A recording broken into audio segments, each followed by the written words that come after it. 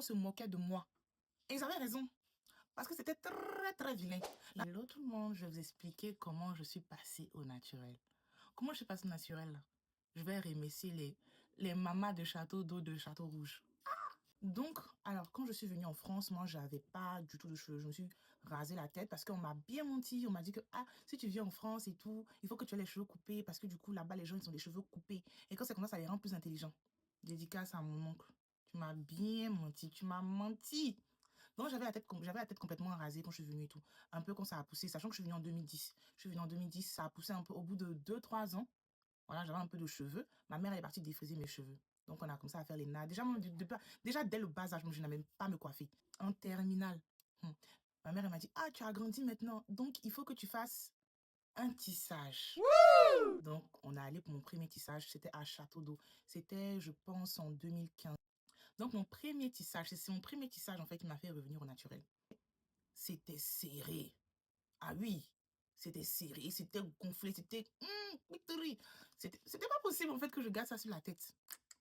C'était pas possible. J'avais 2 textures de cheveux, j'avais défrisé et crépus en même temps. Vous connaissez la douleur de ça. La première chose que la dame a fait, c'est de me mettre du Dax. Elle m'a mis du Dax sur la tête. Ça n'hydrate pas, ça ne nourrit pas, ça ne fait rien, ça rend juste les cheveux gras. Et quand elle a commencé à tracer, on dirait que, ouh, Seigneur, je pensais que mon âme allait me quitter. Tout le processus, en tout cas, de la coiffure, j'ai eu que mal, j'ai eu mal partout et tout. Et même quand elle piquait pour serrer avec l'aiguille, le fil, c'était horrible. Quand on a fini, elle devait être peut-être 21 h. Je me rappelle très bien que quand je sortais, le vent qui venait sur ma nuque là, c'était Dieu ce qui... Tout le monde m'énervait. Ma mère, ma maison, les cheveux, tout, même moi-même, je m'énervais. Donc, quand je suis rentrée à la maison, je demande à ma mère de défaire les cheveux. Elle m'a dit, non, tu sais combien j'ai payé? J'ai payé beaucoup pour les mèches, là, j'ai payé beaucoup pour qu'on te traite, j'ai payé beaucoup. Je ne peux pas défaire.